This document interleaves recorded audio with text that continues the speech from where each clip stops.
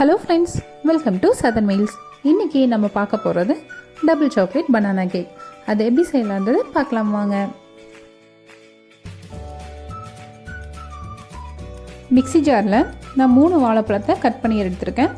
அது கூட 3/4 கப் அளவுக்கு கரும்பு சர்க்கரை எடுத்திருக்கேன். இதை நல்லா மிக்சியில் அடிச்சுக்கோங்க. அடுத்து ஒரு பவுலில் ஒரு முட்டையை உடச்சி ஊற்றிடுங்க. அது கூட 1 டேபிள் ஸ்பூன் அளவுக்கு வெண்ணிலா எசன்ஸ் சேர்த்து நல்லா அடிச்சுக்கோங்க. 1/2 teaspoon baking powder, 1/2 teaspoon baking soda இதையும் கலந்துக்கோங்க. மெல்ட் பண்ண சாக்லேட்டை நான் 1 ஸ்பூன் எடுத்துக்கிறேன். பார் சாக்லேட் கடையில் வைக்கும் இல்லைங்களா, அதை நீங்கள் டபுள் பாயிலிங் மெத்தடில் மெல்ட் பண்ணி எடுத்துக்கோங்க. இதை கூட நம்ம மிக்சியில் அடித்து வச்சுருக்கிற வாழைப்பழம் கரும்பு சர்க்கரை மிக்சரை இதில் சேர்த்துருங்க.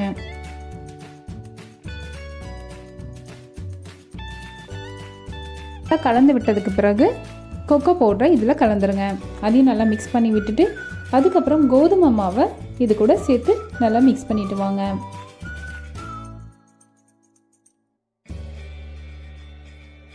மாவை நல்லா கலந்து விட்டதுக்கு பிறகு பாலை கொஞ்சம் கொஞ்சமாக சேர்த்துக்கோங்க. எனக்கு ஒரு 4 டேபிள் ஸ்பூன் அளவுக்கு தேவைப்பட்டுச்சு. கொஞ்சமாக மாவை லூசன் பண்ணிக்கிறதுக்காக பால் சேர்த்துக்கோங்க.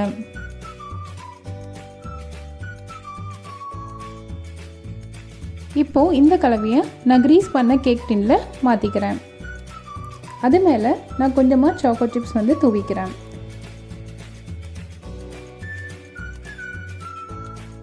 நான் ஓவனில் 180 டிகிரிக்கு 30 மினிட்ஸ்க்கு பேக் பண்ணிக்கிறேன்.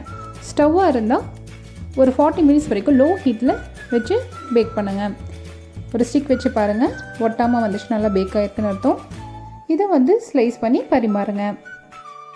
மறக்காமல் இந்த ரெசிபி எப்படி இருக்குன்றதை ட்ரை பண்ணி பார்த்துட்டு கமெண்ட் செக்ஷனில் கமெண்ட் பண்ணுங்கள்.